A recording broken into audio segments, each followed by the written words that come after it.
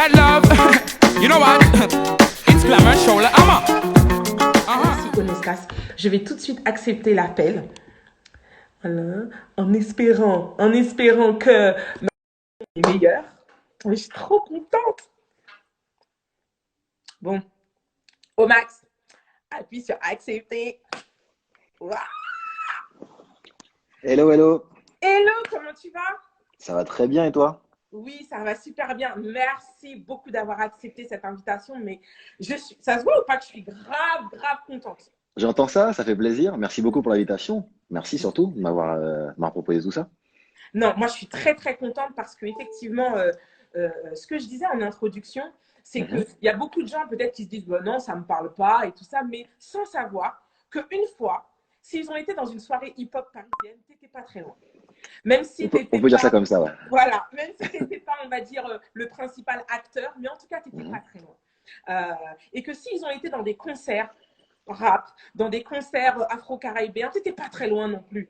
Ouais, je pense aussi que s'ils écoutent de la musique qui nous concerne un peu, c'est-à-dire afro-caribéenne et même un peu de pop aujourd'hui, il y a de grandes chances pour, enfin, il y Que a tu sois pas loin. voilà, exactement, que je sois pas loin non plus de leur stream aussi aujourd'hui, ouais, c'est possible. Exactement. Alors, Alexis, moi, j'ai toujours suivi ce que tu faisais de près ou de loin. D'accord. Aujourd'hui, en voulant t'intéresser un peu plus à ta personne, j'ai découvert d'autres choses. Mais en tout cas, je me suis toujours intéressée à ta personne de près ou de loin parce que tu as toujours été quelqu'un d'inspirant, tu vois. Parce que Alexis Onestas est d'origine marie-galantaise. C'est ça. Tu as grandi à Épinay-sur-Seine. C'est ça. Donc, dans le 93, pour ceux qui me suivent et qui ne savent pas où situer, donc dans le 93, Épinay-sur-Seine, ce n'est pas l'endroit le plus calme du 93 en plus, on va dire ça comme ça. Ouais, on peut dire, ouais. Mais en effet, remettons les choses dans leur contexte. Et là, je vois Alexis Onestas, au maximum, au max, à l'époque, moi je sais que c'est comme ça qu'on t'appelait, c'est au max, tu vois. Ouais, c'est ça. Avant même de savoir que tu t'appelais Alexis, moi. Ouais, mais ça crée une génération. Enfin, il y a vraiment une génération au max et une génération Alexis Onestas. C'est vrai. Exactement. Et là, en fait, donc, tu es le troisième d'une fratrie de 3 garçons. C'est ça, exactement. D'accord. Et là, je me dis. T'es bien renseigné. Non, ouais, c'est vrai. Alors, je peux même te dire, Olivier et Tony, disons-le. Ouais, c'est ça, exactement. Mes frangins, ouais. Disons-le, d'ailleurs, je leur fais un coucou s'ils seront amenés à regarder cette émission. Et là, en fait, moi, je me dis, il y a un mot pour te définir. Enfin, il y a plusieurs mots pour te définir, mais il y a un mot pour te définir, et je ne sais même pas si tu en es conscience à l'époque, c'est visionnaire. C'est-à-dire à quel niveau? Explique-moi un peu, je te dirai vraiment si c'est le cas. Moi, je me dis, moi, je ne sais pas, mais moi, quand j'avais 15-16 ans, moi, j'étais au lycée, tu sors de lycée, seconde. C'est ça, ok. Je sais pas, moi, je regardais Beverly Hills, je regardais Melrose Place, je jouais un peu avec mes copines. Ça commence, toi, les après-midi, les après-midi super M, toi. Ouais, tout à fait. On était dedans. Mais toi, à 15-16 ans, tu crées un magazine. Ouais, exactement, qui s'appelle Déjà au maximum, déjà à l'époque. Ok, tu crées un magazine et alors, oui, je pense qu'à l'époque, tu ne savais pas l'ampleur que ça allait prendre, mais c'est là où je dis que pour moi, tu étais visionnaire parce que tu crées un magazine qui, en fait, va déterminer plein de choses qui vont se passer par la suite dans ta vie. Ouais, dans ma vie, etc. Et en fait, tu sais, tout ça, c'est venu surtout de la mentalité du milieu que j'ai choisi de fréquenter. C'est-à-dire que j'ai beaucoup suivi, moi, je suis quelqu'un qui suit beaucoup l'exemple des anciens, des plus âgés, de personnes qui ont fait des choses avant moi. Et la réalité, c'est que venant de là d'où je viens et ayant, comment dire, écouté une musique et ayant participé à une culture qui est le hip-hop, qui est en fait démerde-toi, c'est-à-dire que en fait, si tu as envie de faire quelque chose, trouve les moyens de le faire, fais-le à ta sauce, fais-le comme tu as envie de le faire et sans réfléchir à ce que les autres vont dire ou vont penser, crée des choses et après on fera les comptes, après on verra, après on aura le temps de regarder dans le rétroviseur ce que ça a donné, ce que ça a engendré, mais en tout cas fais-le. Et moi, à 15 ans, j'étais un gros consommateur de culture hip-hop. Et cette culture hip-hop, l'information venait des magazines, de l'affiche, de Groove, de Radical, etc. Et j'avais cette frustration de pas trouver l'information telle que moi je la voulais, en fait. C'est aussi simple que ça. et je suis passé par la danse, je suis passé par le graffiti, je suis passé par le rap, je suis passé par plein de choses. Et en fait, j'ai eu envie de faire un magazine, donc je l'ai fait. Alors après, attention que On les va se remettre dans le internautes, contexte de ouais, l'époque. voilà, j'ai 15 ans, j'ai 16 ans, c'est un magazine photocopié, noir et blanc. Je prends des photos, je les scanne, je fais une petite mise en page sous Word, j'imprime des pages et je les agrafe. C'était pas non plus un magazine comme vous l'imaginez, mais c'était quelque chose qui a fait un petit peu ma renommée parce que c'était un ton franc de quelqu'un qui a rien à perdre et tout à gagner. Donc il y avait des chroniques d'albums, il y avait des interviews, voilà. Et je l'ai fait au culot. Juste pour te raconter quelque chose rapidement, la première interview de vraie personnalité que j'ai fait, c'était Bustaflex, De donc un Staplex. artiste rap qui vient de notre ville, enfin voilà, d'Épinay-sur-Seine.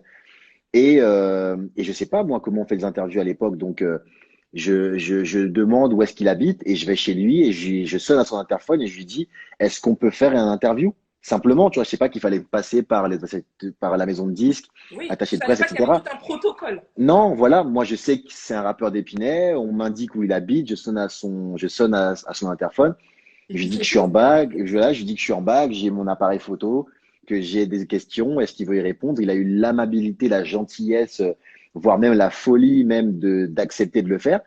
On le fait. J'ai ma star pour mon premier numéro. On sort le premier numéro et après la suite, voilà, ça a été Joe Star, Fab, Factor X, Don Shoah. On a été à Marseille pour faire ça. Enfin voilà, c'était cool, c'était cool. D'ailleurs, et c'est là où je dis, enfin, fallait quand même du culot. Parce qu'au-delà de se dire, bon, Bustaflex, hein, parce qu'il faut se remettre dans le contexte de l'époque. Donc, Bustaflex, Mhm. il vient de signer dans le label de Coup de chaîne. Exactement. Donc, qui est quand même, enfin, on se remet hein, dans le truc, c'était quand Ah même, ouais, non, à monter, c'était c'était quand fou. même une grosse tête. Ah Et ouais, là, exactement. il fallait avoir un certain culot pour se dire, vas-y, je vais sonner. Mhm. Et en fait, advienne que pourra.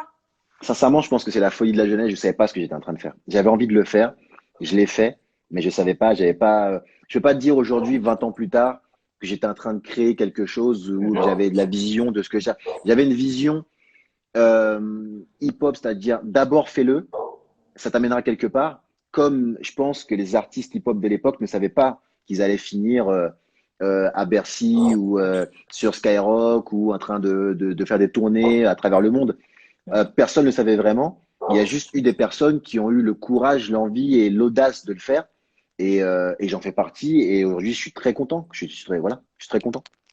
Donc, tu disais tout à l'heure que ben, tu as grandi un peu dans ce milieu hip-hop.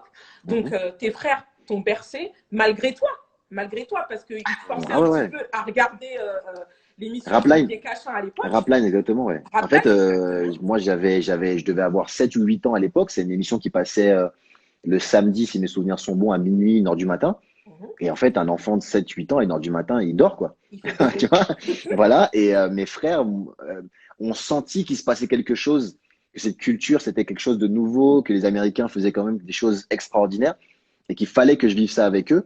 Donc, en fait, ils me réveillaient et ils me disaient, il faut que tu regardes ça.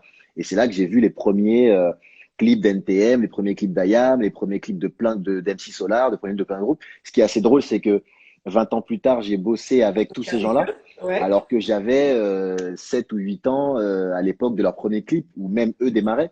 Donc c'est quelque chose d'assez spécial pour moi quand je bosse avec eux.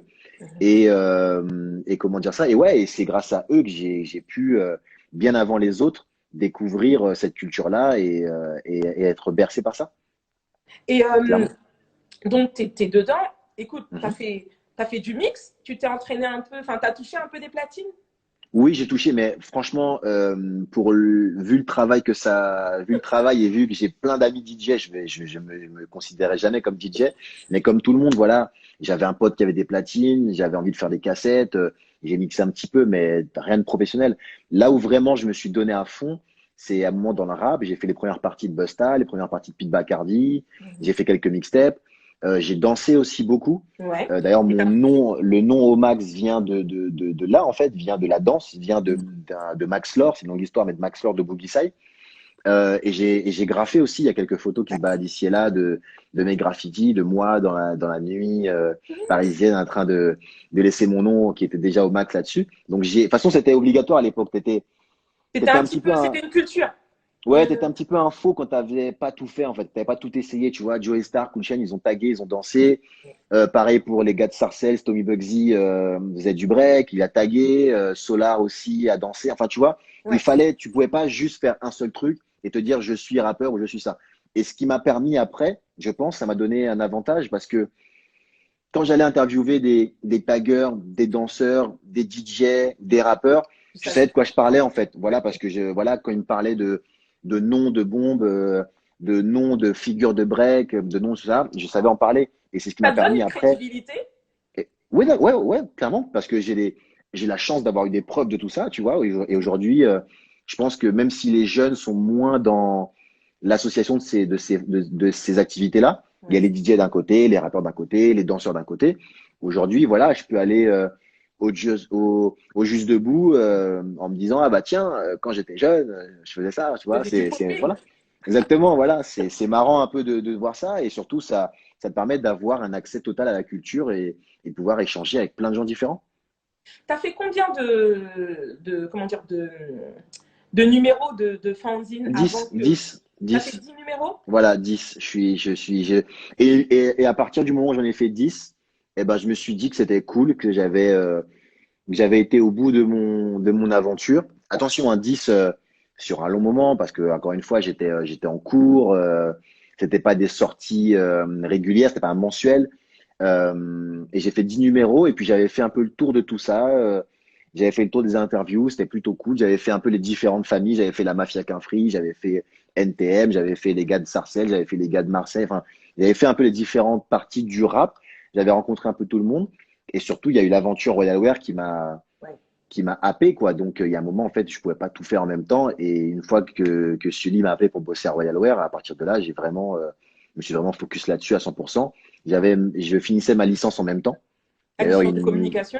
exactement. D'ailleurs, une Alors, en fait, histoire un dès peu. que tu es sorti du Ouais. lycée, tu as tout de suite fait des études de communication. Est-ce que Ah oui, oui, est-ce ah que… ouais. Ah Ouais. ouais, non, j'étais l'un des seuls qui, dès la première, savait déjà, m'était déjà renseigné. J'avais déjà été à la fac de Saint-Denis pour voir comment ça se passait. Je savais que la fac de Saint-Denis était pas mal placée au niveau de la communication. Il y avait la Sorbonne, Saint-Denis, etc. Au niveau infocom, vraiment, c'était plutôt cool. Donc, j'ai foncé et d'ailleurs, j'avais mis qu'un seul choix, en fait. J'avais mis qu'un seul choix. Tu sais, quand tu choisis un peu Après le bac, ouais. et voilà, après le bac, j'avais mis qu'un seul choix. Je savais que je voulais faire de la communication. Je n'avais pas encore vraiment le, les mots et les termes d'école, de journalisme, d'agence de com, etc. Mais je savais que je voulais faire de la communication et rien d'autre. Et ça fait partie un peu de mon tempérament. C'est-à-dire que quand j'ai décidé de faire quelque chose, on peut rarement, tu vois, les profs vont essayer de me dire, oui, mais tu sais, tu devrais faire plusieurs choix parce que si on te refuse, mais en fait, je voulais faire que ça.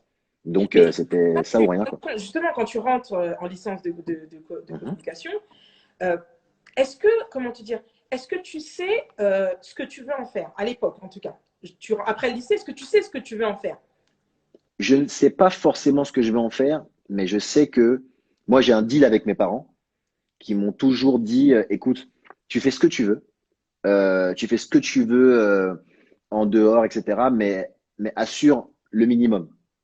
Tu vois, c'est-à-dire que assure, on te laisse, on te supporte dans tout ce que tu fais. Tu vois, quand j'ai voulu danser, quand j'ai voulu faire plein de choses, faire des magazines, etc. Il n'y a pas de souci. Mais par contre, il y a aussi le côté institutionnel qu'il ne faut pas lâcher, c'est-à-dire l'école, la vie en dehors de tes passions. Et on a la chance en France de pouvoir justement lier nos passions avec, avec l'école et l'institution. Donc autant le faire. Si tu veux être footballeur, sois footballeur à fond, fonce dans ce que tu as à faire, mais par contre, essaie de te renseigner sur le management sportif, Ouais, sur l'animation, être présentateur sportif, ouais. essaie de te présenter sur le journalisme sportif, essaie de voir un peu l'ensemble des activités que ton métier peut t'apporter pour justement, 20 ans plus tard, vivre encore de cette passion-là. Et c'est ça qui est magique en fait. C'est-à-dire que il faut se renseigner sur tout. Donc moi, je me suis renseigné. Je faisais un magazine. J'avais envie de bosser dans l'audiovisuel, la musique. J'avais pas vraiment des termes vraiment précis parce que j'étais un jeune qui connaissait pas en fait ces milieux-là. Et donc la communication, c'est ce qui se rapprochait le plus. Donc j'ai foncé là. Voilà. Et justement, à quel moment, donc tu parles de la marque Royal Wear, Ouais, exactement. donc qui était la marque de Sully Céphile? Qui est la marque, ouais, qui était la marque de Unicefil, ouais, exactement. Qu'il a créé de A à Z. Comment toi, tu agis enfin, comment tu t'interviens dans ce monde-là au départ? Alors, en fait, c'est super simple. C'est-à-dire que tout part du fanzine, du magazine. Mhm. J'ai besoin d'argent pour agrafer le magazine. Parce que pour agrafer une page à 4 au milieu, il faut une agrafeuse. Comment dire, professionnelle. Parce qu'on ne peut pas faire avec des agrafeuses petites, simplement. Donc, j'ai besoin d'argent.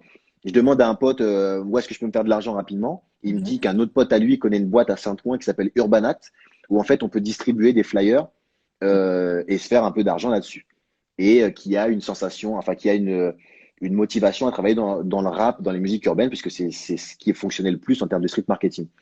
Donc j'y vais, je me présente, je prends des contrats, je prends des flyers, et je commence à distribuer pour m'acheter mon agrafeuse. Donc j'achète mon agrafeuse après avoir bossé, après avoir distribué des flyers pour plein d'artistes, et ils montent eux une marque de vêtements. Ils montent une marque de vêtements et ils me proposent, comme ils ont vu que j'étais un peu super passionné, que en plus j'avais monté, si tu veux, un concept qui était que je prenais plein de missions et que je redistribuais les missions à mes potes en me faisant un peu d'argent. Et donc ils m'ont dit, attends, mais toi, voilà, toi, t'es déjà dans un truc spécial. Et donc ils montent une marque de vêtements comme à l'époque, tu vois, il y avait Comet, il y avait Touai, tout le monde montait un peu sa marque de vêtements. Donc ils montent la marque de vêtements Urbanac et ils me chargent de la communication durant ma première année de licence. Ils me chargent de la communication de la marque. Et il y a un salon qui s'appelle le Who's Next, où en fait les marques présentent leur collection, présentent ce qu'ils vont faire avec des stands. Nous on avait un tout petit stand d'Urbanac qui était un petit portant et je regarde le plan un peu du Who's Next avant et je me dis ah tiens on va être à côté de Royal Wear et je connaissais déjà celui que j'avais interviewé dans mon magazine. Mais j'avais vraiment, enfin je le connaissais vraiment comme quelqu'un que j'avais interviewé, j'avais vu une fois et puis voilà. Et et pour ramener plus de monde chez Urbanac que chez Royal Wear, qui eux avaient un stand incroyable, tu vois, c'était une maison, tu pouvais te balader à l'intérieur, enfin c'était voilà, c'était fou. Pour ramener plus de gens, je rappelle tous mes potes danseurs, des potes qui faisaient du BMX, des potes qui faisaient du skate déjà à l'époque, etc. Je les appelle, je leur dis, écoutez, je vais vous filer un sweat, un t-shirt, et venez en fait foutre la merde sur le salon, venez un peu, on crée des animations. Et il s'avère qu'avec ça, cette opération-là, je ramène plus de gens sur le stand d'Urbanac, qui était un tout petit portant, que de stands sur le stand de Royal Wear. D'accord. Et donc, Sully vient me voir en me disant, mec, qu'est-ce que tu fais, qu'est-ce qui se passe, etc. Et lundi, vient dans mon bureau, si tu veux, je t'embauche direct lundi. Et lundi d'après, je me retrouve chez Royal Wear à gérer la communication de la marque. Ça a duré 3 4 ans. Et l'anecdote qui est marrante, c'est que vraiment tout est lié, c'est-à-dire que je me suis pris enfin j'avais donc une fois que j'ai bossé chez Royal Wear, j'ai étalé ma licence sur 2 ans parce que je pouvais pas la faire en un an, c'était impossible. Et donc je me suis pris moi-même en stage chez Royal Wear. Oui, tu vois, je te veux dire, c'est-à-dire que j'ai signé moi-même ma convention de stage pour pouvoir me prendre chez Royal Wear en stage. Et les mecs de la fac ont dit, mais qu'est-ce que c'est que ça? On n'a jamais vu ça, ce truc-là. C'est-à-dire que ouais, j'avais déjà un boulot qui me permettait de signer moi-même mon propre stage, puisque j'étais responsable communication. Et donc, je me suis pris moi-même en stage chez Royal Wear, j'ai fait mon stage là-bas et j'ai continué à être embauché là-bas. Et pendant 3 4 ans, ben voilà, j'ai été responsable de la communication chez Royal Wear et on a fait des trucs exceptionnels. Mais c'est bon, ça, c'est encore une autre histoire. Voilà. Et justement, donc tu finis avec Royal Wear et à quel moment, donc tu finis ta licence, et à quel moment tu crées l'agence, je dis bien l'agence de communication au maximum? En fait, l'agence a été créée indirectement, c'est-à-dire que je rencontre l'artiste Doncha, qui à l'époque avait fait un gros clash contre Zoxy, donc qui était vraiment connu, il avait fait ça sur Skyrock, etc. Bref, il avait vraiment un buzz à l'époque, et il vient me voir en me disant, est-ce que tu veux gérer ma communication par rapport à tout ça? Et donc je lui dis, ouais, on va foncer, on va le faire. Et donc indirectement, ce jour-là, j'ai créé l'agence de communication, en étant un corps chez Royal Wear, puisque Doncha, je le rencontre en fait en le sponsorisant. En le sponsorisant. Et donc voilà, c'est la première personne, je ne savais même pas ce que je faisais à l'époque, mais c'est la première personne à m'avoir donné de l'argent pour sa com. gérer ses interviews, gérer la communication, gérer tout ça. Je ne savais même pas ce que je faisais vraiment, quel nom je pouvais mettre sur ce métier-là. Mais donc, c'est la première personne. Et après, la deuxième personne à avoir fait appel à moi, c'est donc Didier, qui faisait déjà, lui, de l'événementiel avant les Hip Hop Love Soul qu'on a créé ensemble des années plus tard. Et il m'a demandé de m'occuper de la promotion et de la communication de ces soirées à lui qu'il produisait déjà. Tes soirées Make Voilà, It Clap. exactement. Qui existait déjà, en fait. Et après ça, après l'arrêt de Royal Wear, lui avait quitté Urban Act où il bossait aussi. Vraiment, tout est lié, hein. J'ai pas été bien loin en termes Ouais. de création. Lui avait quitté Urban Act où il bossait aussi. Moi, j'ai quitté Royal Wear et on s'est retrouvés à pas savoir quoi faire, en fait. Et on s'est dit, ben, tu fais de l'événementiel, je fais de la promo de tes événements. Si on s'y met vraiment ensemble, ça peut être vraiment magique et ça a été magique, quoi.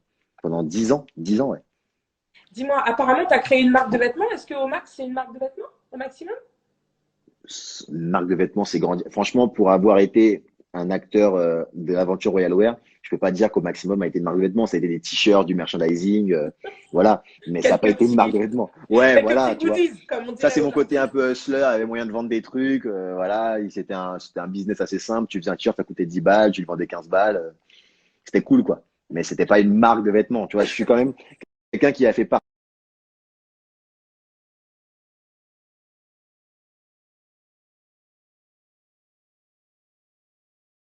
vraiment de cette industrie-là.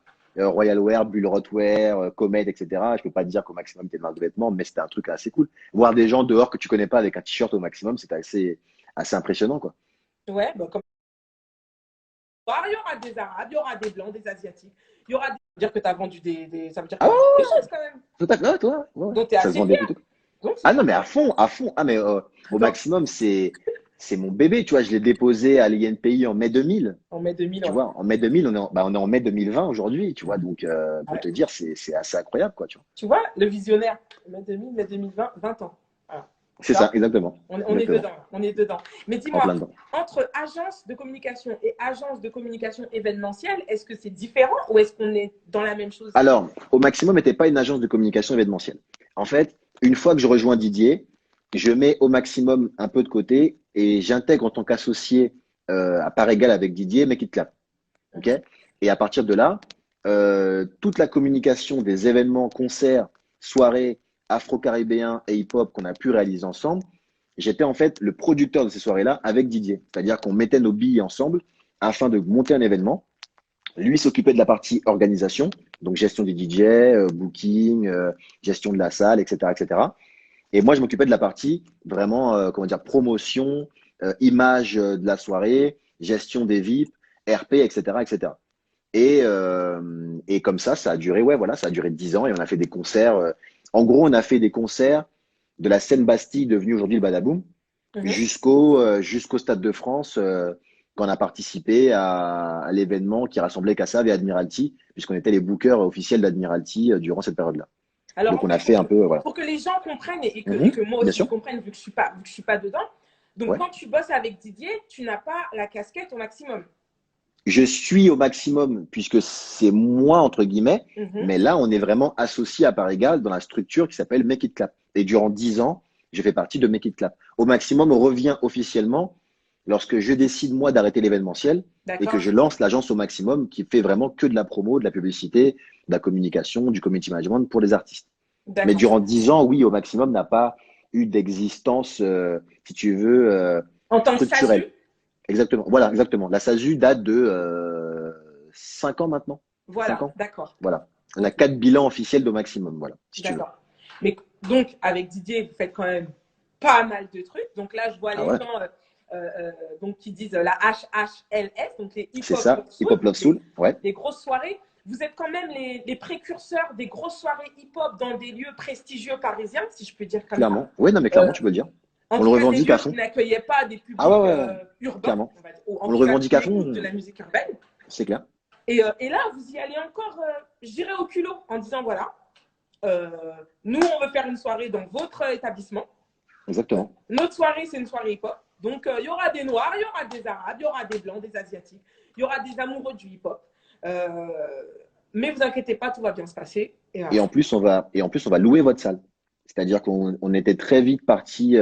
On a fait 2 ans de partenariat avec la Seine Bastille. En Ouais, fait, pour expliquer un peu au public, on faisait un partenariat, c'est-à-dire que la Seine Bastille nous mettait la salle à disposition. Nous, on amenait le concept et les DJ, etc., la marque et tout. Et, voilà. Et en final, à la fin, nous, on avait un pourcentage sur le chiffre d'affaires global de la soirée. D'accord. Ça, on l'a fait pendant 2 ans parce qu'on n'avait pas encore d'argent et on n'avait pas d'investisseurs et personne n'avait vraiment voulu nous suivre. On avait été chercher personne. On voulait vraiment le faire à notre sauce. Donc, on a fait comme ça pendant 2 ans. On a mis nos sous de côté. Et une fois qu'on a mis nos sous de côté, ben, on a été voir l'Élysée-Montmartre, en l'occurrence Garance Productions à l'époque. Et on leur a dit, voilà, nous voulons louer votre salle. Ça coûte combien? Voilà, ils nous ont dit, ça coûte tant. On a loué la salle. Et de là, bah, s'il y avait eu personne dans la salle la première fois à l'Élysée-Montmartre, on aurait, je pense qu'on paierait encore aujourd'hui les pots cassés de ce défi un peu dingue, mais on a pris notre courage à deux mains et puis on a été et ça s'est super bien passé. Et puis c'est marrant parce que tu vois, à différents niveaux, tu as travaillé dans cette communication parce que tu vois là, tu mets un concert, tu mets sur place une soirée hip-hop. Rappelons quand même à l'époque, le flying marchait énormément. Ouais, exactement. Tu vois, quelque chose que tu avais déjà fait. Donc en fait, dont tu connaissais les billes. Tu vois ce que je veux dire Ah, mais tout est lié. Ah ouais, tout est lié. Moi, je savais où aller flyer, quand aller faire, parce que moi, faut vous dire un truc simple, c'est que c'est ce que je dis souvent à mes équipes, c'est-à-dire que je monte des équipes pour faire des choses parce que aujourd'hui on a plein de clients, on a plein d'entités et que je pourrais pas être partout en même temps, mais en toute modestie vraiment, et ça je le dis souvent à mes équipes, c'est-à-dire que tout ce qu'ils font, je sais le faire. Parce qu'en fait, j'ai dû le faire, j'ai dû l'apprendre pour mes propres événements en tant que producteur. Je sais faire un flyer moi-même sur Photoshop, je sais faire une animation, je sais aller flyer dehors sous la pluie pour le faire, je sais monter. Ah oui, non, mais tout. Même agrafer pour te dire, agrafer des affiches en carton pour qu'elles tiennent sur un poteau. Je sais le faire, je l'ai fait pour d'autres et je le fais pour moi, tu vois. L'idée, c'est après de passer la main afin de monter des projets plus gros, tu vois. Ça, c'est le but de tout entrepreneur. Mais ça montre aussi une forme de respect. C'est-à-dire que je ne demanderai jamais à un graphiste, par exemple, fais-moi un flyer en 10 minutes. Parce que je sais le temps que ça prend pour enregistrer un document et je sais le temps que ça prend pour créer quelque chose. Donc, je ne demanderai pas ça à un graphiste parce que j'ai été à sa place, entre guillemets, tu vois.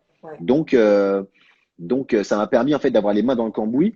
Et quand tu es patron et que tu as été à la place de tes employés, de tes collaborateurs, eh ben, tu sais, en fait, tu as plus de respect pour eux parce que tu sais, par exemple, que pour sortir une vidéo, il y a un truc qui s'appelle l'export et que ça prend du temps pour sortir, même quand tu l'as fini, ça prend du temps pour sortir la vidéo de l'ordinateur. C'est assez bête, mais il y a des patrons qui ne le savent pas et qui te disent, quand tu leur dis qu'on a fini et qu'il faut attendre encore la vidéo pendant 2-3 heures, eh ben, qu'ils ne comprennent pas en fait. Ouais, parce que, Tu vois ce que je veux dire? Mais voilà, mais moi je le sais, moi je l'ai fait et donc je suis à leur place et c'est pour ça qu'on bosse super bien avec mes équipes aujourd'hui et que j'ai une équipe super soudée et qui me suit dans tous mes délires. Ah, justement, ton premier employé, Ouais. il date de quand? Il date de mon premier employé en tant que Make It Clap ou en tant qu'au maximum? Au max. En tant qu'au max, il date de 2-3 ans. Il s'appelle Rudy. Et en fait, il m'a secoué, quoi. Parce qu'au maximum, avant, je me contentais, comme tout entrepreneur qui débute, d'une auto-entreprise. Pour entrer vraiment dans les détails, moi, tu vois, je pouvais facturer, je pouvais toucher de l'argent. Ça arrivait direct sur mon compte. J'étais tout seul, donc c'était plutôt cool. Et quand j'ai voulu l'embaucher, il a fait un stage chez moi à cette époque-là. Et quand j'ai voulu l'embaucher, il m'a dit, ouais, mais moi, j'ai besoin d'un travail, quoi. J'ai pas besoin de faire des factures et de te payer. Enfin, j'ai pas besoin de rentrer dans un système de précarité. En fait, il m'a dit ça clairement. Et j'ai dit, mais ouais, c'est vrai en plus. Et à ce moment-là, j'ai remonté une SASU, justement, la SASU au maximum. J'ai pris tous mes contrats, je les ai mis sur la SASU. Je l'ai embauché. Je lui ai donné de quoi vivre réellement avec une fiche de paie, etc., etc. Et ça a été un déclic pour moi, comme quoi j'étais certes seul à la tête de ma société, mais que j'étais une société en fait, que j'étais plus indépendant, j'étais plus tout seul. Et de là, j'ai embauché d'autres personnes à qui j'ai toujours donné des conditions de travail vraiment très respectables parce que c'est important que, comme en fait on demande beaucoup d'énergie à nos collaborateurs, il est super important qu'ils soient au moins sereins sur la manière dont ils peuvent vivre en fait. Tu vois, de ne pas se poser la question à la fin du mois, comment ça se passe, pour pouvoir leur demander derrière de créer tout ça. Est-ce que cool. c'est ce même Rudy qui faisait des études à la Sorbonne Nouvelle? Exactement, c'est ça. Et qui, en ramenant son rapport de stage, C'est ça. dont son rapport de stage hyper bien écrit parce qu'apparemment, il était très motivé et très investi dans son stage. Exactement. Et que là, ses profs se sont dit, non mais attends, c'est quoi cette agence au maximum? C'est qui cette Alexis Onestas? Et que là, ils t'ont proposé d'être prof à la Sorbonne Nouvelle de communication numérique. Alors, ne me demandez pas d'économie numérique. D'économie numérique. Encore pire. Voilà. Ne me demandez pas ce que ça veut dire, je ne sais pas. Je ne savais même pas qu'il y avait des matières comme ça qui existaient. Donc, et est-ce que c'est un cours que j'ai faire prof d'économie numérique? Franchement, je savais pas si je pouvais être un bon prof, ouais. Mais je savais que je pouvais pas refuser cette opportunité-là. C'était impossible. Tu vois, on se plaint trop souvent d'être mis de côté, que les propositions restent dans des cercles fermés, que les institutionnels se font des passes entre eux, ne nous amènent jamais sur un plateau ce qu'ils apportent à d'autres. Le jour où on m'a demandé clairement, est-ce que ça te dit de créer, parce que je l'ai créé vraiment toute pièce, le jour où on m'a dit, est-ce que ça t'intéresse de créer un cours d'économie numérique pour des élèves à la Sorbonne Nouvelle, faut savoir quelque chose, c'est que j'ai un peu j'ai constamment eu toute ma vie en fait une petite boule au ventre par rapport au mot Sorbonne.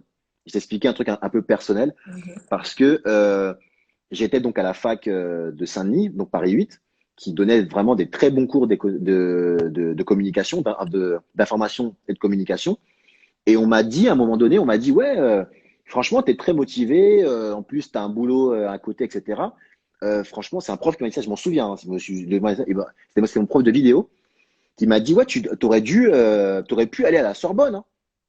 Et il m'a dit ça.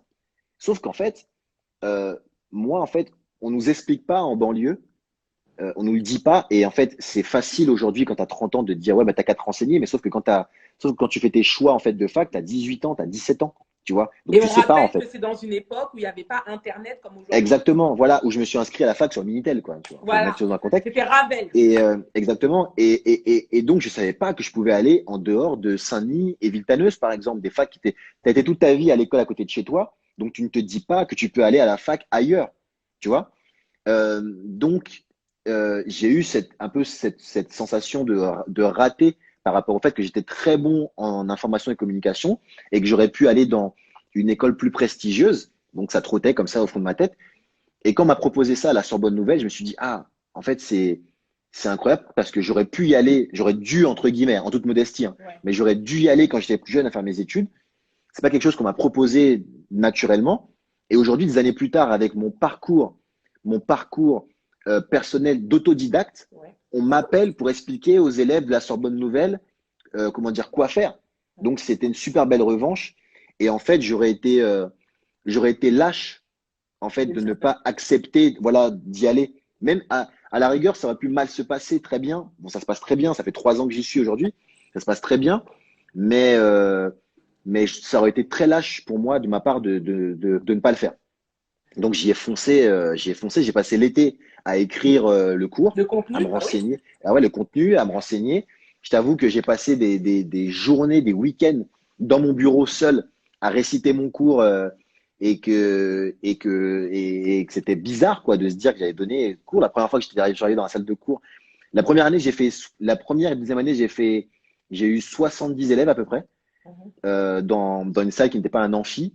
Et suite à la demande des élèves des classes précédentes, qui ont conseillé aux élèves des classes des arrivants de faire ce cours-là, là cette année j'ai fini dans un amphi à 200 personnes.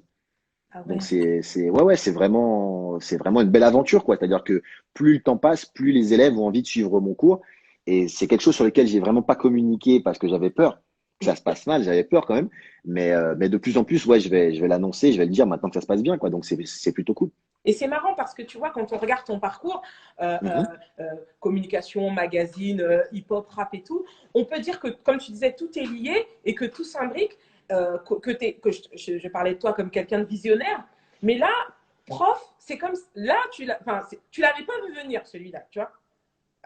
Non, parce que, en fait, j'avais déjà monté des ateliers, mais tu sais, en tant qu'autodidacte, quand tu montes un atelier et que tu expliques aux gens comment faire ton métier, ça reste une continuité par rapport à ce que tu fais. Mhm. Tu vois, c'est pas non plus quelque chose d'exceptionnel. À partir du moment où tu as un peu de confiance en toi et que tu peux donner aux gens un cours en leur expliquant comment faire ton métier, c'est faisable. Quand on dit que tu vas devenir prof, ça rentre dans l'institutionnel, tu as des copies à corriger. Tu vois, je passe mes vacances de Noël à corriger des copies. Par Mhm. exemple, maintenant, c'est devenu un peu régulier. Euh, Tu vois, le terme professeur, ça, quand même, Ouais, ça amène quelque chose et je l'ai pas vu venir. Tu vois, c'est quelque chose. Mais en même temps, j'ai pas vu venir que j'allais travailler au Stade de France. Tu vois, que j'étais ouais, quand bien ils ont sûr. fait Stade de France en 98 pour la Coupe du Monde.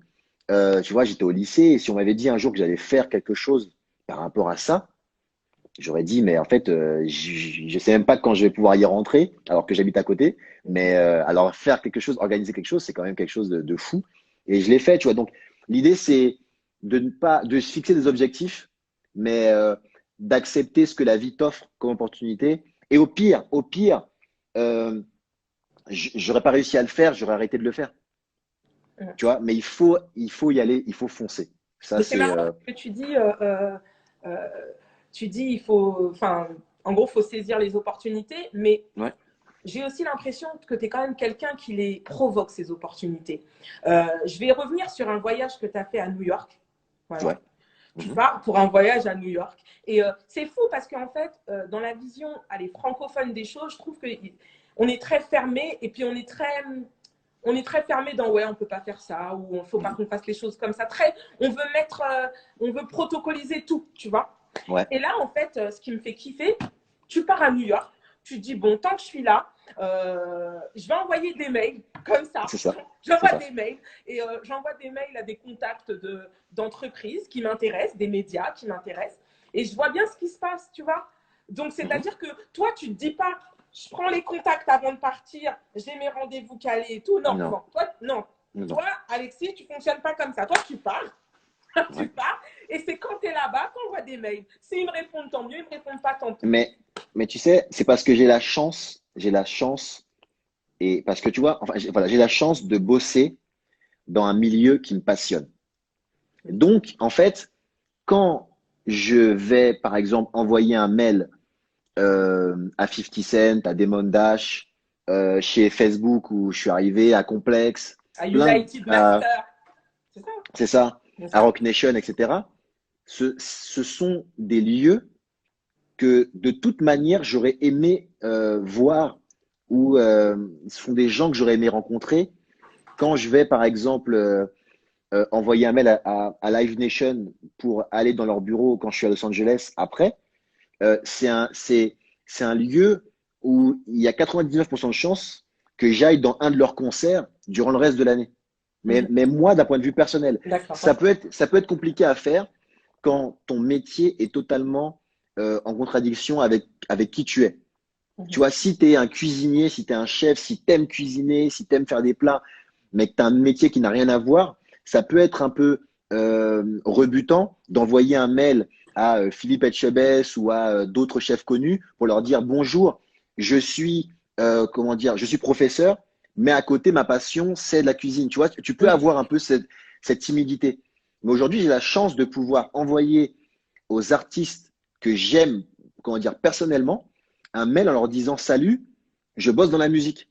Mhm. Donc, tu vois, la connexion, elle se fait naturellement. Et au pire, ce que je me dis, c'est qu'au pire, les gars me répondent pas. Au pire, ils me disent non. Ben, en fait, c'est pas grave, en fait. Tu vois, Mhm. c'est pas grave. Moi, j'ai aucun ego. Tu vois, je suis pas quelqu'un qui est dans la flambe. Ouais, mais attends, j'ai monté trois sociétés, j'ai fait les BET Awards, j'ai fait ça, donc je suis trop haut pour envoyer un mail à quelqu'un. Non, j'ai envie de te rencontrer. Je t'envoie un mail, on discute et on aura passé un bon moment. Et même si ça donne rien, je sais que quand je m'assois à côté de quelqu'un ou en face de quelqu'un qui est dans la musique, je sais que j'ai quelque chose à lui dire. Même Mhm. si c'est 10 minutes ou une heure, on a quelque chose à se dire, on se parle, on échange. Et si demain on peut créer un business ensemble, c'est cool. Si on peut pas, c'est voilà. Et en fait, quand je te raconte toute mon histoire, c'est que ça. Didier, je l'ai rencontré parce qu'il travaillait chez Urbanac. Urbanac, je les ai rencontrés parce que je voulais faire mon magazine. Sully, je l'ai rencontré parce que je travaillais chez Urbanac.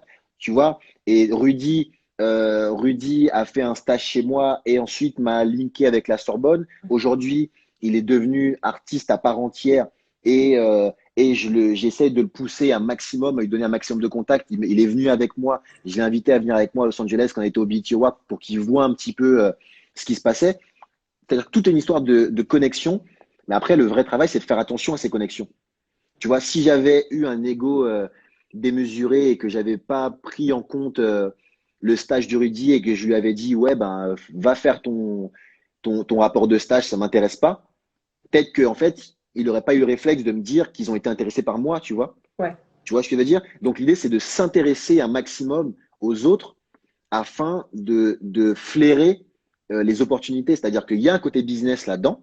Tu vois, quand je m'assois autour de quelqu'un et que je dis à 50 Cent, j'ai envie de te rencontrer, c'est pas juste pour le voir en tant que star et lui demander un autographe.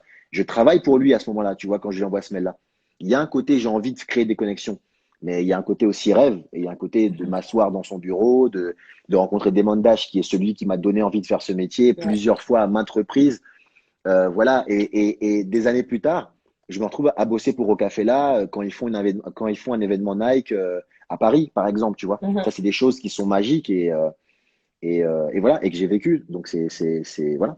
Mais quand tu es là-bas à New York et que tu envoies Mhm. des mails et que justement la rencontre que tu voulais faire c'est United Master et qu'on te Ouais. répond et qu'on te dit bah écoute passe dans nos bureaux dans la tour Mhm. un tel ou quand tu rencontres Damon Dash il me semble au Plaza.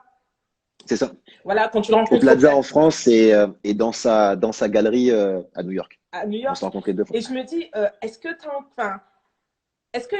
tout à l'heure, tu parlais, il y a une partie de rêve, mais est-ce que tu y Mhm. crois? Est-ce que tu as la boule au ventre? Parce que tu te rends compte quand même que même si c'est business, on parle, mais que c'est quand même des pointures, tu vois? Non, mais c'est pour ça que je te dis qu'en fait, le fait de ne pas avoir d'ego, c'est aussi remettre les gens à leur place. C'est-à-dire que quand j'envoie un mail à United Master, donc à la société pour me mettre un peu dans le contexte, Steve Stout, c'est l'homme derrière les affaires de Jay-Z, pour résumer un petit peu l'histoire. Et là, par exemple, il a pris la direction de l'image de marque des New York Knicks en NBA, par exemple, pour vous expliquer un peu le level du mec. Et quand j'envoie un mail à cette personne-là, je suis fou de l'envoyer, mais je l'envoie parce que je l'idolâtre, parce que je sais qui c'est en fait, parce que dans ma tête, c'est quelqu'un qui est un génie en fait. Donc si j'ai une petite chance de rencontrer ce génie-là, au petit niveau où je suis, eh ben, je le fais parce que justement, je sais que ça peut être quelque chose d'exceptionnel. Si je me prenais pour Steve Stout, je ne l'aurais pas envoyé ce mail-là et je me serais dit, mais de toute façon, un jour, on va se rencontrer puisqu'on est du même niveau.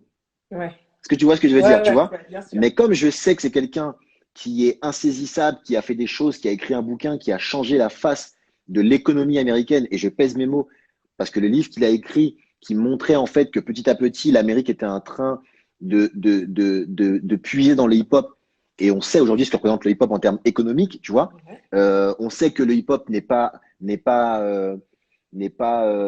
comment dire, très loin de l'élection d'Obama, par exemple. Tu vois, on sait ce que ça a changé d'un point de vue politique et économique. Quand cette personne-là, j'ai l'occasion de la rencontrer ou de rencontrer des membres de son équipe, je fonce dessus et je tente ma chance. Parce que je sais que c'est un coup de chance. Tu vois, parce que tu vois ce que je veux dire? Ouais, En ouais, fait, le fait de garder sa place et de constamment se remettre en question, ça te permet d'aller plus haut parce que tu saisis les opportunités, parce que tu as conscience que c'est une opportunité. Si tu es quelqu'un qui a une haute estime de soi-même, tu vas peut-être même refuser, en fait, tu vois, d'y aller. Tu vas te dire, ouais, mais attends, je suis à New York, je suis pas venu pour ça. Moi, je suis quelqu'un de tellement haut, je suis venu pour aller dans des trucs, dans des hautes sphères, dans des grandes soirées.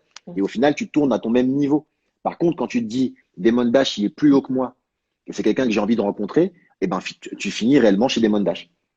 Et là, tu te dis, OK, et au final, tu as fait un step que tu n'aurais pas fait si tu te rendais pas compte du niveau où tu étais réellement, en fait. Tu vois ce que je veux dire? Ou Non, je fais non, clair? ouais, OK, voilà. ouais. Voilà. Mais Et tu sais, est-ce que quelque part, une fois que tu as rencontré ces personnes, tu ouais. relativises en te disant, hé, mais mec, en fait, c'est un être humain comme toi, que, comme tu disais, un génie qui a beaucoup travaillé, qui avait une certaine vision des choses, qui les a appliquées, mais en fait, le gars, il a bossé, quoi. Comme moi, Non, comme, tu je vois. relativise pas. Je relativise pas. Moi, je suis un fan. Je suis un fan absolu. Tu vois, j'ai été fan de Kenzie en France. J'étais fan de Seb Faran. J'étais fan de, enfin, voilà, donc, comment dire, Kenzie, créateur du secteur A, et Seb Faran, manager historique d'NTM, puis de Johnny Hallyday, etc. Je suis un fan. Moi, quand je suis devant Seb Faran aujourd'hui, euh, je suis encore impressionné. D'accord. Tu vois, il y a des gens, tu pourras pas leur expliquer que moi, quand je suis devant Damon Dash, c'est comme un fan de basket Ouais. qui est devant Jordan. Ouais. Tu vois, le mec, il a créé le label qui a sorti les 10 ou 11 ou 12 premiers albums de Jay-Z. Tu vois pas ce que je veux dire? Ouais. Je ne peux pas être Relativisé. ouais, relativisé. Tu vois, quand ce mec, en fait, il faut bien comprendre un truc. Ce mec, je le rencontre. À l'époque, je suis journaliste. Et donc, je le rencontre au Plaza Athénée. Il fait son show de démondage, c'est-à-dire qu'il m'offre de l'alcool, des fringues, etc., etc. Et il me montre la collection Rocawear et on fait son interview. Donc, et à ce moment-là, je me dis, OK, c'est ce mec-là que je veux être dans ma vie, en fait. Tu vois, c'est ce que je veux être dans la vie, c'est-à-dire vendre un produit de manière aussi fun. Tu vois, il n'y avait pas encore les termes communication, réseaux sociaux, etc. Il n'y avait pas tout ça, tu vois. On prend une photo, c'est une photo qui a été imprimée, hein. C'est pas une photo, tu vois, qu'on a sorti. On n'a pas sorti de téléphone pour faire des selfies à l'époque, tu vois. Il y avait vraiment un photographe, tu vois. Je veux dire, donc c'est loin. À partir de là, le mec, je le rencontre et il change ma vie. Et quand je le rencontre après à New York, j'ai cette photo, tu vois, sur mon Instagram. Vous pouvez aller voir sur mon Insta, c'est la première photo de mon Insta. J'ai cette photo, je sors mon téléphone et je lui montre la photo. Et je lui dis, on s'est vu à cette époque-là, au Plaza Athénée à Paris, tu vois, je lui explique et tout. Et je lui explique que par rapport à tout ça, j'ai monté une agence de communication, j'ai fait des voyages, j'ai fait des concerts, j'ai fait tout ça par rapport à lui. Et là, le mec, on est dans sa galerie d'art, il s'arrête 2 secondes, il se dit, OK, en fait, t'es pas juste un mec qui est venu me serrer la main, t'es un mec qui est venu, dans sa tête, il a dû dire ça, qui est un mec qui est venu me rendre hommage, tu vois. Le gars vient de Paris dans ma galerie d'art pour me dire, regarde ce que tu as fait de moi, en fait. Tu vois ce que je veux dire? Et à ce moment-là, il appelle tous ses potes et tout, etc. Et on prend une photo ensemble. Et sur la photo, c'est lui qui me tient comme ça. Tu vois, vraiment, il me Ouais. prend par le cou, il me tient comme ça en me disant, limite, lui-même, il se dit, je suis fier d'avoir, tu vois ce que je veux De dire? t'avoir Après, c'est à invité, je l'américaine. suis fière que Voilà, grâce c'est à à moi, l'américaine. tu es arrivé. Exactement, tu vois. Donc, en fait, quand je suis ça, je suis un fan. Ouais. Je suis en fait Mbappé qui rencontre Zidane et qui lui dit merci de m'avoir inspiré quand j'étais petit. Voilà, j'étais pas là quand tu as gagné la Coupe du Monde, mais merci d'avoir fait tout ça, tu vois. Et quand je rencontre Damon Dash, quand je rencontre Steve Stout, quand je rencontre tous ces gens-là, c'est ça qui se passe en fait. Tu vois, je suis un fan. Ça se Je suis un voit, fan. ça se voit. Voilà. On va Exactement. revenir à l'époque Make It Clap. Est-ce que c'est Ouais. avec Make It Clap que tu as fait tes premiers concerts Oui, en tant que... clairement. D'accord. Oui, oui, Et c'est clairement, lequel clairement. le tout premier? Tu t'en souviens? Waouh, le tout premier concert de Make It Clap, je me souviens de la première soirée, mais le premier concert qu'on a produit, on a fait tellement, je te jure que je m'en souviens pas. Bah, bonne question. Enfin, je pose à Didier la première question. Qu'est-ce qu'on a fait comme premier concert? Je ne m'en souviens pas. C'est un peu honteux, je sais, je suis désolé, mais je ne me souviens pas du premier concert qu'on a produit. Je ne sais pas. Tu ne sais Parce que pas? tu sais, en plus, Hip Hop Losso était un mélange de soirées, de concerts, avec des Ouais, gens qui montaient oui, sur scène, etc. c'est ça qui est Donc, compliqué. Parce que c'était voilà, donc je m'en souviens soirée, plus. soirée showcase, concert, concert. Voilà. C'était un petit peu. Voilà, j'en suis un peu.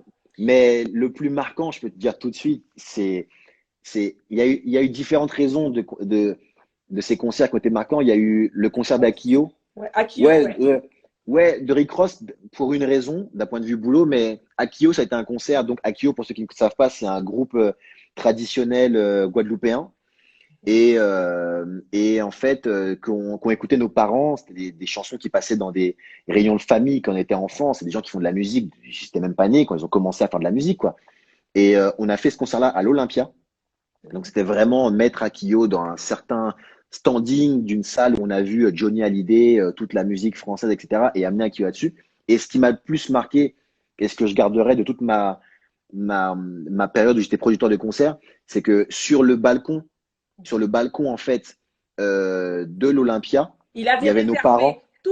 Voilà, Moi, je vais vous le dire. exactement. Il avait Voilà. réservé tout le premier rang du Le balcon balcon, pour sa exactement. famille et la famille de ses Exactement. associés pour qu'ils Voilà. puissent voir Akio. Mais en fait, euh, c'est comment vous dire, c'est aussi, enfin, je ne sais pas si tu le vis comme ça, mais c'est aussi de montrer à tes parents, regardez où je vous ai, enfin, je sais pas comment C'est t'expliquer, ça. mais Ouais, tu c'est vois, ça. Regardez, voilà, tu vois, ça veut dire j'ai pas oublié ma culture, ça veut dire que je mets ma culture en avant, et ça veut dire que tous les moments où vous avez douté de ce que j'étais en train de faire, voilà. parce que quand j'ai dit à ma mère que j'allais faire des soirées, elle m'a dit mais Mais qu'est-ce qu'est-ce que qui tu vas t'arrive, faire en fait, tu mais vois? qu'est-ce qui t'arrive, Tu Alexis? vois ce que je veux dire? C'était incroyable. Et après, l'Olympia, le Stade de France, le Zénith, etc. Et à Kyo, à l'Olympia, c'était un peu valider ce qu'on faisait avec quelque chose qu'elle pouvait comprendre réellement, tu Exactement. vois. Ouais. Voilà. Parce que je leur ai fait venir à un concert de rap, elle aurait été contente de voir autant de monde dans une salle grâce à son fils et à ses associés.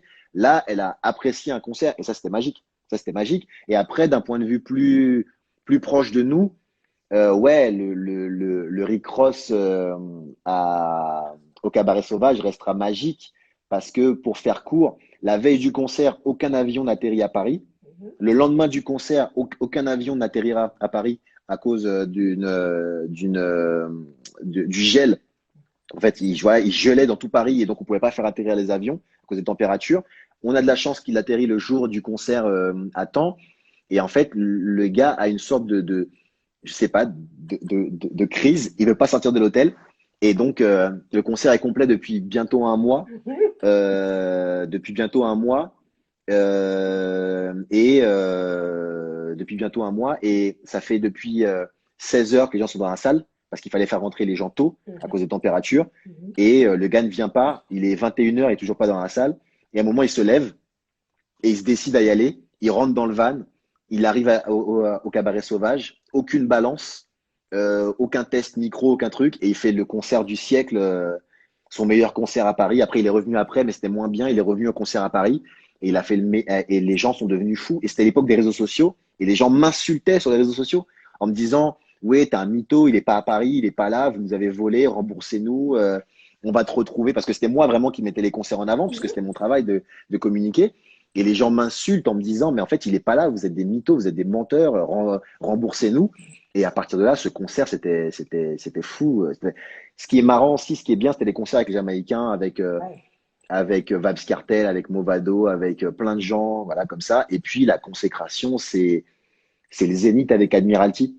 Ouais. Ça, c'était vraiment quelque chose Avec de magique parce Kalash en que première partie. avec Kalash, voilà, avec Kalash en première partie, donc vous vous rendez compte un peu de ce Ouais, l'époque. on avait Ouais. été l'époque et surtout le flair qu'on avait eu en mettant cet artiste qui est C'est ce devenu que un j'allais te artiste majeur demander. après. C'est vous qui avez Mhm, décidé à l'époque, donc on parle d'une époque où Kalash n'était pas ce qu'il est aujourd'hui, donc c'est vous qui exactement. avez décidé de Ouais, cette première partie? ouais, oui, parce qu'en fait, mon but à moi, c'était de mettre, on n'a pas pu réussir à le faire à cause des timings, mais mon but à moi, c'était de mettre un artiste réunionnais, un artiste martiniquais et un artiste guadeloupéen sur la même scène au Zénith pour qu'on puisse vraiment tous ensemble se fédérer autour de tout ça. Et l'artiste réunionnais n'avait pas pu venir à l'époque, c'était vraiment dommage. Et donc on avait mis Kalash parce que Kalash c'était quand tu t'intéressais à Mhm. à la musique afro-caribéenne, c'était un peu l'équivalent de Meryl en ce moment. Mhm. Tu vois, c'est-à-dire que il se passe quelque chose, mais en même temps, il faut connaître. Tu Ouais, vois ce que je veux ouais, dire? ouais. C'était ça à l'époque. Et donc, on l'a fait venir, il a fait un show de fou, et après, Admiralty a enchaîné. Et surtout, ce qui était intéressant, c'est qu'on avait rempli le Zénith. On m'en souvient encore des chiffres. On avait vendu 6300 places, et le Zénith, à l'époque, prenait 6600 personnes. Les 300 autres places, c'était les concours, les médias, etc., les invitations. Et on avait vendu 6300 places. Il n'y avait même pas de guichet le jour même, c'était complet. Tu avais ta place ou tu l'avais pas, quoi. C'était incroyable, quoi. Mhm. C'était fou. T'as- C'est notre vie. Quand tu produis les artistes jamaïcains, parce qu'on va revenir sur les artistes jamaïcains, Mhm. euh, enfin, pour moi, vous êtes les premiers. Enfin, je veux dire, enfin, je sors de Bob Marley et tout ça dans les années 80. Ouais. Mais pour moi, enfin, vous êtes les premiers à m'emmener des artistes que j'écoute ou je vais en soirée, je les écoute. Et là, vous êtes les premiers à me les emmener sur une scène parisienne. Disons qu'il y a eu deux générations. Voilà, comme tu l'as dit, il y a eu Garance Production qui a fait un Garance Reggae, gros boulot avec le Garance Festival. Tu vois, avec le Grey Festival, c'était une The institution, tu vois. Festival, bien sûr. Voilà, d'un point de vue reggae avec un peu de dancehall. Mais oui, on a pris vraiment le pas de mettre la musique caribéenne dans tout le sens du terme, c'est-à-dire caribéenne anglophone et francophone, en avant. On a pris des risques inconsidérés parfois, autant là-bas qu'ici. Et surtout, on a créé, donc dans le dancehall, on a fait ça à Paris. Et on a créé aussi des ponts de l'autre côté, c'est-à-dire aussi du côté, comment dire, des îles. où on a fait venir Omarion, on a fait venir Fat Joe, on a fait venir Busta Rhymes à une époque où aucun Américain ne venait en Guadeloupe, par exemple. Et jusqu'à présent, ou encore aujourd'hui, j'ai pas le souvenir d'avoir vu un Américain qui est venu faire un show en Guadeloupe depuis qu'on a fait Busta Rhymes. On a parlé de Chris Brown un temps, mais ça s'est pas fait. On a parlé d'autres artistes comme ça, mais Alors moi, j'avais voilà. un artiste, je crois que c'était Young Thug, où ça s'était pas très bien Oui, passé. bon, ça, personnellement, j'en parle pas. Voilà, j'en parle pas. J'aime pas faire de la mauvaise pub à mon île, donc je n'en parle pas. Non, non, non, nous ferons aucune mauvaise pub. Alexis, Voilà. tu restes là. Instagram me Ouais. prévient qu'il reste 1 minute 35, mais j'ai tellement Ok. de choses. Enfin, il y a encore tellement de choses à dire et je sais qu'il y a des gens qui m'ont personnellement posé des questions. That love. Ok. You know what? It's Glamour Show. Like, I'm a. Uh-huh.